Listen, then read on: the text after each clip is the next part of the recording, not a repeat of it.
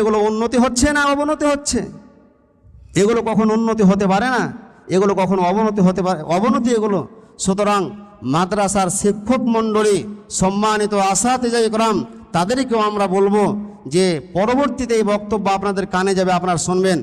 আমার ওপর ক্ষিপ্ত না হয়ে, আমার ওপর রাগান্বিত না হয়ে, দেখুন আপনি একটু সুস্থ মস্তিষ্কে ভেবে দেখুন যে আপনার মাদ্রাসায় যে সমস্ত ছাত্রগুলো, গার্জেনেরা, অভিভাবকরা আশা নিয়ে পাঠিয়েছেন যে আমার ছেলে বড় আলেম তৈরি হবে, আপনার মতো মিম্বারে উঠে খুতবা প্রদান করবেন, বড় বড় কনফারেন্সে যাবেন, মদিনা ইউনিভার্সিটিতে পড়ার সৌভাগ্য লাভ করবে, এরকম আশা আকাঙ্ক্ষা নিয়ে আপনার মাদ্রাসায় দিয়েছে, আর আপনি ওই ছাত্রটাকে ভিক্ষাবৃত্তির কাজে লাগিয়েছেন। এটা ছাত্রের সঙ্গে মুনাফিকি করা, একটা অভিভাবকের সাথে মুনাফিকি করা।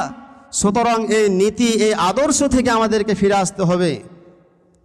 সম্মানিত উপস্থিতি,